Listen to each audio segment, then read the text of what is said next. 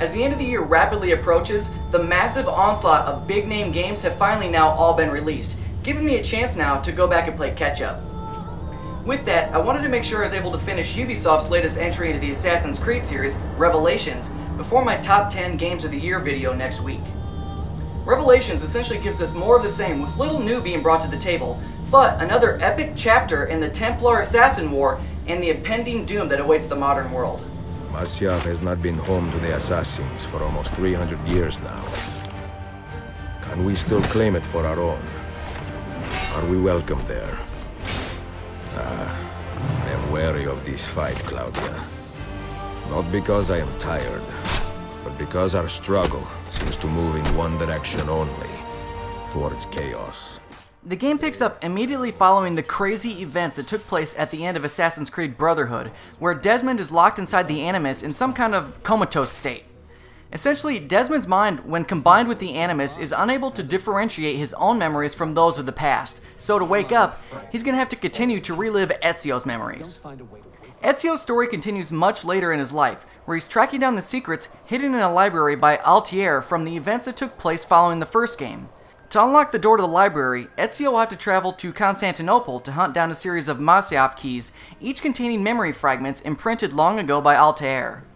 It's neat when you find one because the game goes Inception on your ass, allowing you to relive a memory inside of a memory. You'll get the chance to fill in story gaps between the first and second game by seeing what happened to Altair from his late 20s to his old as balls years. Of course, an intriguing tale of civil war and a struggle for power inside of Constantinople will also keep you entertained as Ezio undoubtedly gets caught in the middle. Another massive cliffhanger prevents you from seeing what should be an epic conclusion to the tale of the end of the world and what Desmond must do to stop it, all in time to sync up with the quote-unquote prophesized end of the world in December of 2012. The story of Ezio and Altair is very interesting, especially how they both relate to Desmond. But it's Desmond's story that I'm really interested in. It's unfortunate that we only really get insight to what's going on in the real world at the end of the game. In my opinion, you should not play Revelations if you haven't played the previous entries in the series, unless you do some serious research to see what's happened beforehand. Luckily, the PS3 version of the game comes with a copy of the first Assassin's Creed on the same Blu-ray disc, which is a good start. Revelations took me roughly 18 hours to complete. It's important to note though that I didn't get anywhere near to full synchronization by any means, as I didn't even touch any of the faction side quests, nor did I attempt to find the majority of the game's treasures and secrets. Like Brotherhood, the game is just loaded with time sinks, especially renovating the city of Constantinople. See, where Brotherhood took place entirely in Rome, Revelations takes place in Constantinople, and the game world is just as massive. The graphics and textures are wonderful, especially when viewing the cutscene sequences, and I loved the art direction of the city and its people. But the great visuals come at the cost of some of the worst and most consistent screen tearing I've ever experienced. It's not as bad with the 60Hz television, but I played on a 120Hz LED and the tearing really destroyed my immersion. Minus the Apple of Eden, Ezio will start the game with all the gear he earned in Brotherhood, like the parachute and upgraded Hidden Blade, but will start with shitty armor that must be replaced over time. Ezio will gain access to the local Assassins Guild much earlier this time, allowing him to train and level up various assassins to do his dirty work. Constantinople is divided into several Templar-controlled zones, each with a den. Killing a Templar den commander will allow Ezio to build an assassin's den and begin renovations with that part of the city. A new Templar awareness mechanic alerts the Templars of your presence as you perform illegal activities. When the meter is maxed, the Templars will attack an assassin's den, where you'll be forced to defend it with a fun and often challenging tower defense minigame.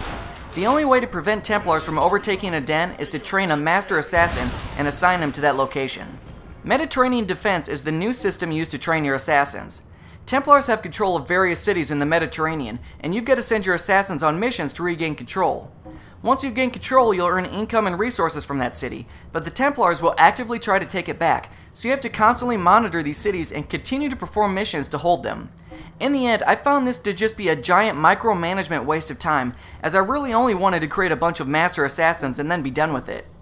A few new features were added to the game, including a new hook blade that allows Ezio to jump further, climb higher, and zip across town faster.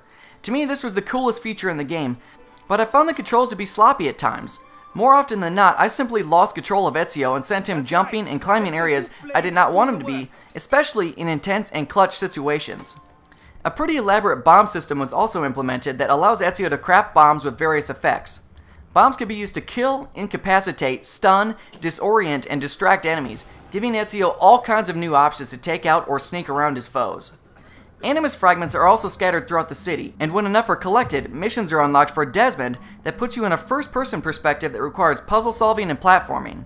The mechanics are kind of difficult in this perspective, but the experience is neat because it reveals a lot of information about Desmond's past and his interpretation on what's going on.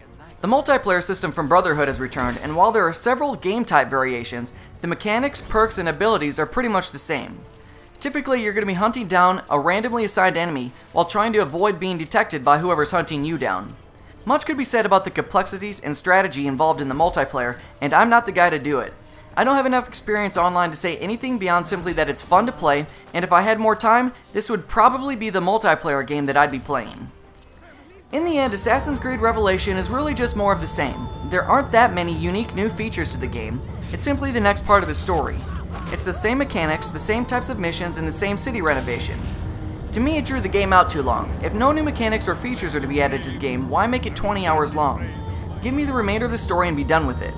Length does not make a game good. Now, I'm not saying this game is bad by any means, in fact it's quite good. It's just the same as Brotherhood and was drawn out. Requiesce in pace. Check out the full write-up and screenshots over at ZeitgeistGameReview.com. Stay up to date by following me on Twitter and Facebook, and make sure to check out all of the other great gaming entertainment on the Game Station. Don't forget to subscribe and press the thumbs up button. Thanks for watching.